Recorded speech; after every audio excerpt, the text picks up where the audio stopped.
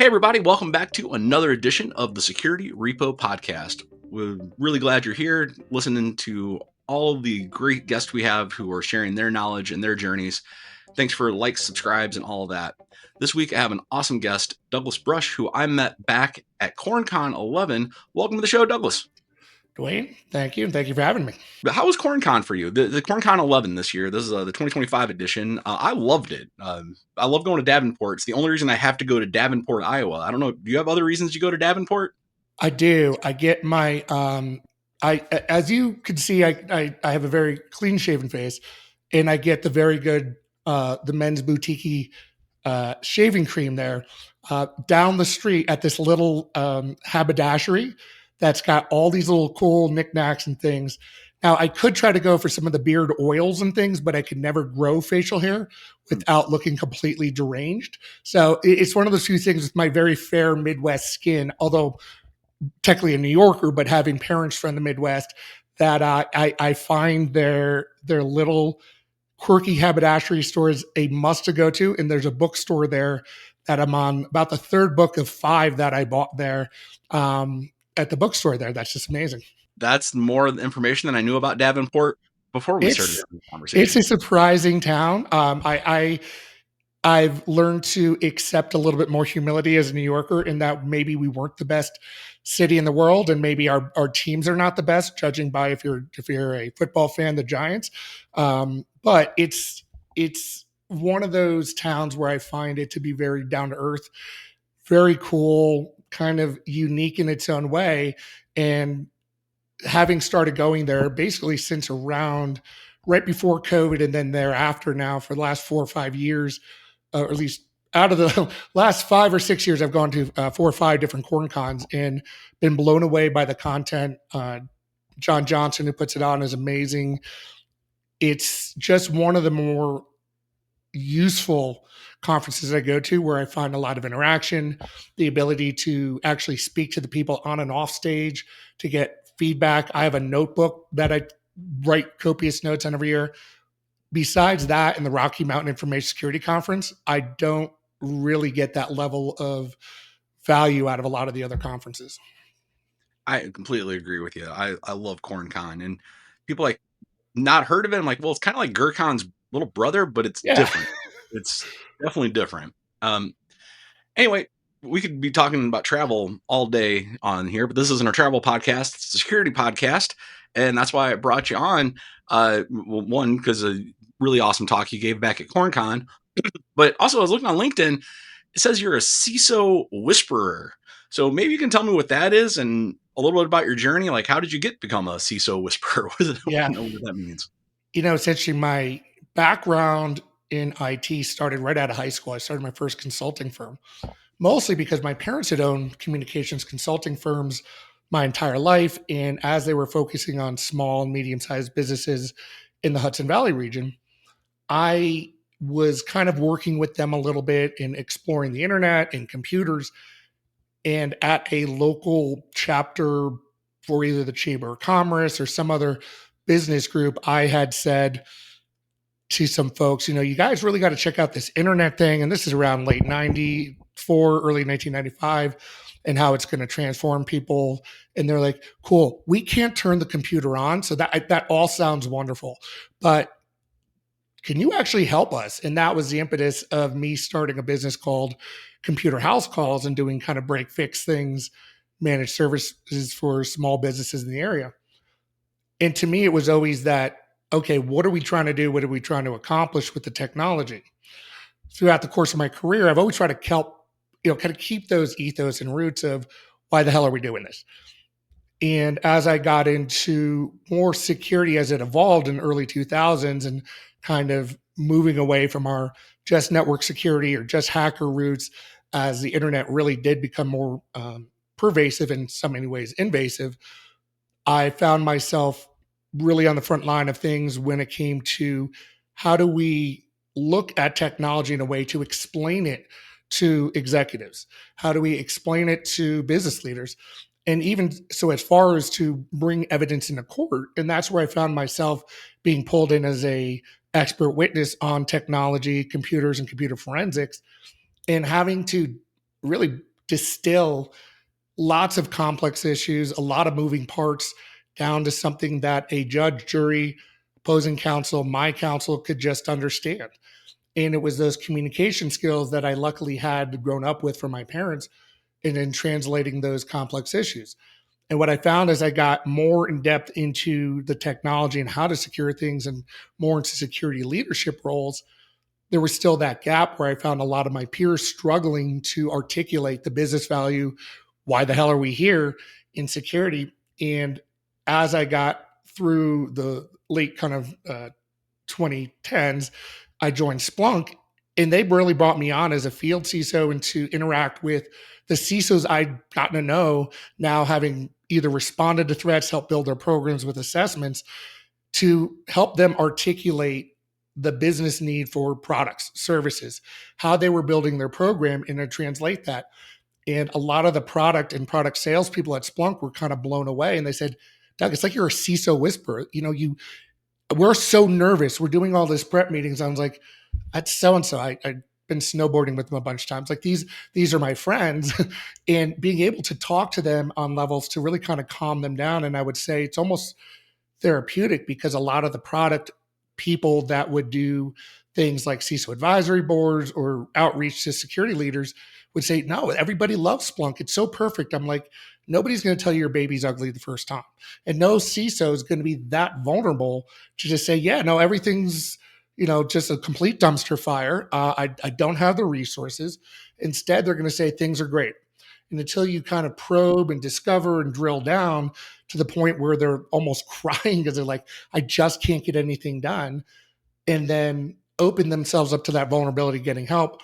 That was where that really came around, was to really get my peers and cyber executives that have come out of 20, 30 years of technology, finding themselves outside of the server room and in a boardroom, how to talk about security in business terms. And that was really, I think, or it still has become my kind of my superpower, so to speak, in all of what I do. It's really some interesting points in there. I think you're right. There's a lot of people who are just intimidated by talking to certain titles. And that's something I learned like a long time ago. Is a title just, they had to call them something. They had to call that Yeah. person something. They had to give them some kind of title. But at the end of the day, everybody's just trying to solve problems. Everybody's just trying to get their work done. So being able to speak at that level of human to human, like, what are you actually trying to do here? Uh, that's an important skill to learn, no matter what you're trying to get done, I think.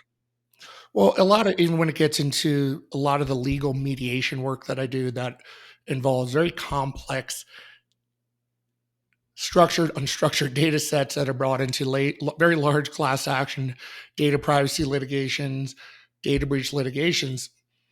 At the end of the day, I see that happen on very accredited, very titled individuals within the legal world and judicial world that are basically like, hey, Doug, can I just say, I don't understand any of this. And it's that ability just to say, we don't really know how the sausage is made, but it's a fear that people have to admit they might not know something. And particularly the more titles and accreditations you have, I think that fear grows. And it's very hard as people go up the corporate ladder to just say, geez, I don't know about this. So equally important as I see the CEOs, the CFOs, general counsel that don't necessarily understand cybersecurity and cyber risk, the cybersecurity leaders don't understand legal risk, business risk, financial risk. And that's that chasm that I think we face now more than anything. And for me, my role, I look at it as I get to hopefully my later story parts of my career is to, kind of close that gap by building understanding, meeting people where they are and saying, what are we trying to accomplish here? Let's put all the titles, all the terms aside. What's point A, what's point B, and how do we get more time back in our lives? Because that's the one resource we can't get back. So why waste a lot of that with egos and fear of not knowing what you don't know? And making sure you're measuring the right stuff along the way. And that actually ties directly into the talk you gave out at CornCon. You had a talk called Bod Security. I loved that talk. Oh, thank you. Let's just get a quick definition. Like, you don't need to give the whole talk here. Obviously, we don't Sure. have enough time for that. But what is dad bod security? What does that mean? Bod Security, and you kind of alluded to it, is measuring what matters for your personal health. And what it had come out of was, kind of my personal health journey of about 3 or 4 years ago, having just a series of traumatic things, deaths in the family, leadership in my kind of tribe of uh, familial leadership, struggling with things in a lot of different areas. And I let my health go. I was just had poor coping skills and not dealing with the trauma. And my blood pressure was really bad to the point where my daughter was kind of like, kind of get your stuff together here.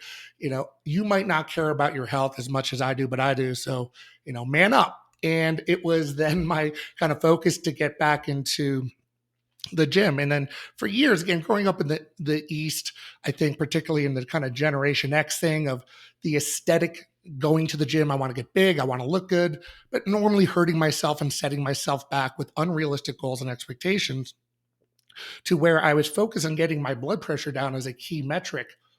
Didn't really look at a lot of the other things. Body weight, somewhat by, but was really focused on the blood pressure, which made I had to change not just my diet, not just my gym routine, but my diet, frequency, building a sustainable health program. And I got my blood pressure down to the point where at Rocky Mountain Information Security Conference, 6 or 7 months later, people were like, Doug, you look great. Like your face looks clearer. You've lost weight. You just have this different energy. And I'm thinking to myself, wow, I didn't even try for that. For years I did. And I missed those goals because I was looking at the aesthetics about what everybody else I thought cared about, but it didn't matter to me. And when I focused on my personal health, particularly for me and my daughter, getting that blood pressure down, all the other things that I thought were so important that were somewhat on the edge kind of fell into place. And that built out this idea for me of how we do this in cybersecurity all the time. We focus on a lot of, we need to have this kind of flex, this show of, hey, we have these types of things, and more braggadocious, whether it be KPIs, stories, something that just doesn't really say we have built a sustainable and secure program. And I think we need to change that mindset. And so the framework of that was just a comparison of a personal story, but it's really resonated to the point where even when I said it jokingly again in corporate meetings at Splunk, it drew people in because like, I get that. And then I would say, okay, look at me as a personal trainer. How can we be personal trainers as cybersecurity leaders to help the organization achieve their goals, but keep them realistic? So, when the CEO comes in and says, hey, our competitors got breached, I want ISO 27001, CMMC, SOC 2, and I need it done in 3 months, you're like, love all those ideas. However, we can't do body weight squats right now. And we're overweight and we smoke a pack a day. Like, we have to make more incremental changes to get to those goals. But let's figure out a plan together to work sort of some milestones. So it's just creating more of a relatable experience for cybersecurity for not just our executives, but also for ourselves. So we can think about it in more realistic terms. Yeah, getting away from vanity metrics into like getting to what matters. I don't really think of SOC 2 compliance as a vanity metric in general, but it's a really, really valid point. Like, we need to get the basics down first, but what is the pushback on that? Like, what are people like, what is the response you hear when you're like, all right, let's not do deep squats first?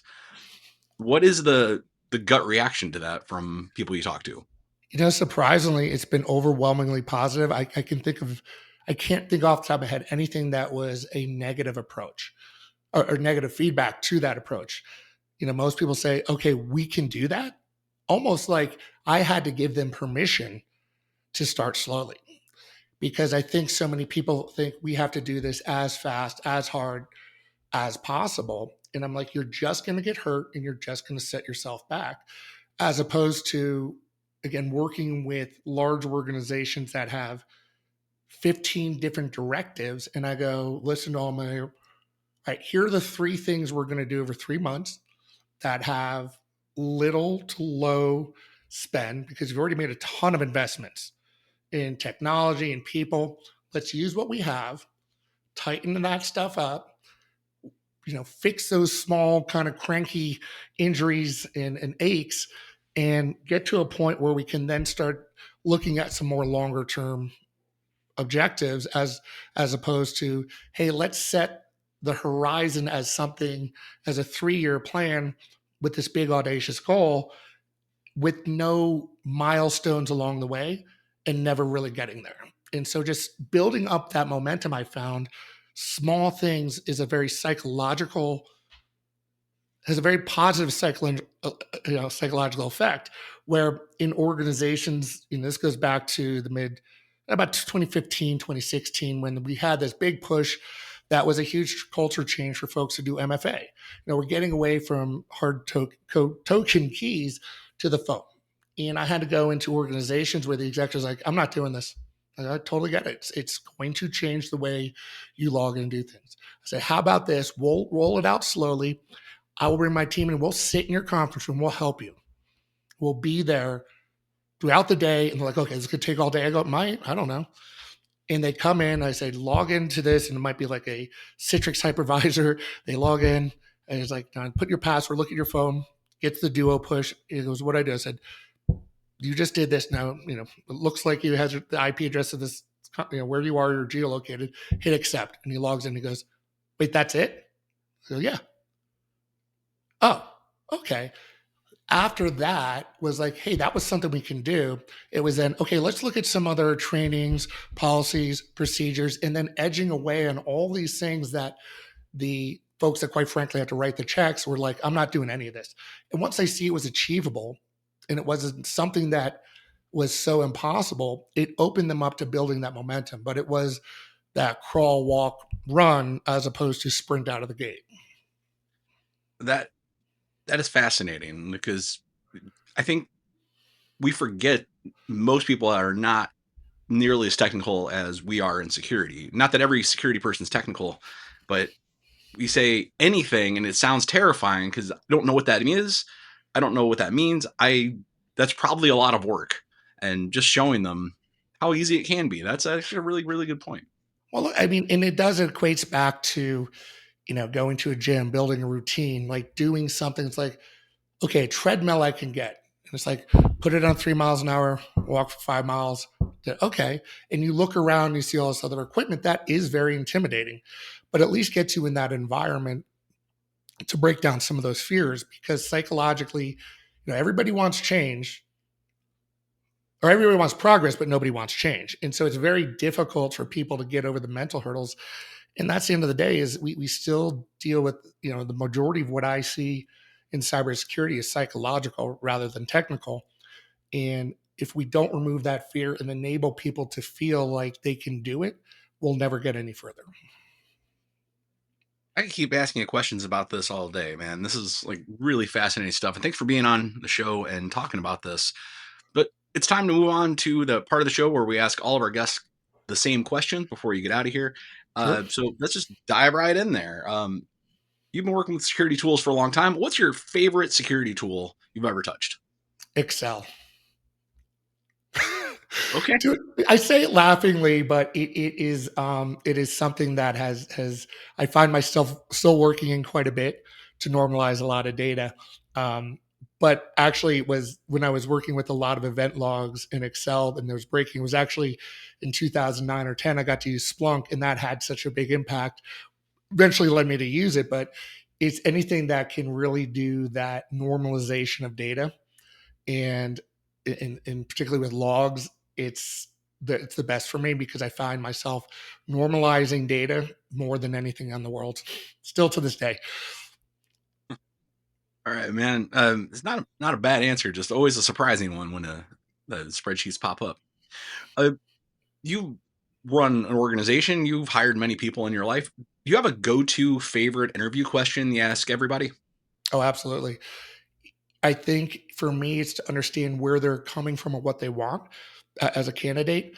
So I will ask them, if there's anything you could change in your current role, assuming they're employed at the time in an organization, to keep you there, what would it be and why? And most people almost taken back. They go, Holy crap, I never thought about that. That's a really good question because it puts them to think about not just what they want to, why they want to leave somewhere, but what would keep them to stay. It gives me indications of what I have to do as a hiring manager and line manager to ensure that they're getting what they need to be happy and therefore successful in the role. Yeah, I think we focus so much on why you're leaving. Like, why would you stay? Like, why did you work there in the first place? That's Yeah. there's no question here.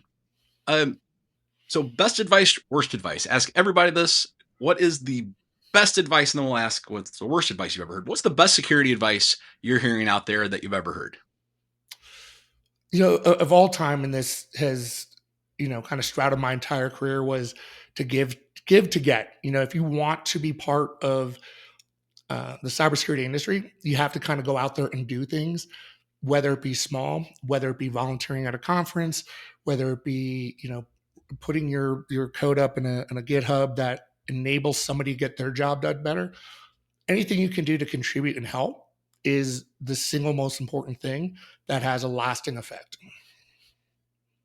And flip side of that, what is the worst security advice you think you've ever heard? Um, I won't do this, me, or somebody that I might know as a security leader, when presented or presenting information to a board, where they might say, I won't do this unless you agree with me. And it's more of a reflection of maybe a need for something that is, I think, asking for the wrong thing. And that's almost like this advice, instead of saying, hey, holistically, you're looking at this, I'm evaluating risk, but to then take that and say, I'm not going to do something unless you swim towards my confirmation bias, I think is horrible. And I think a lot of people tend to do that in general, where they want to be pleasers on either side of that equation and not pushing back. So I think often people fall into advice giving and advice taking as a pleasing issue, and it's not. Yeah. That man, there's so many assumptions in there. Anyway, thank you very, very much for that. That was a great answer. We're at the end of the show already. We always like to give our guests the final say. Anything else you want to tell us? Anything else you want to share with our audience? Anything you want to plug? Floor is yours. Yeah, certainly you can find me on LinkedIn. That's about the only social media that I use these days. Brushcyber.com website. We're expanding out some more there. I actually have had my own podcast that's coming back to life. And again, because of life challenges, has been a little bit of a put it on the back burner, but cybersecurity interviews, cybersecurityinterviews.com is coming back.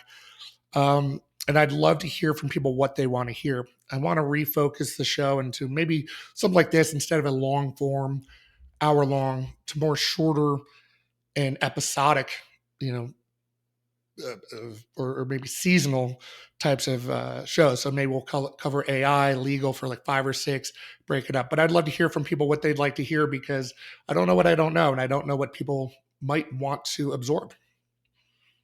Well, right on. Well, good luck with that. And I know I always like to hear about things that our guests are telling me, and that's why I keep inviting people like yourself on the show. Thank you so much for being here, and thanks everybody for listening. Again, thanks for the likes and subscribes. It does help us out as a channel a lot. And thank you very much. Thank you.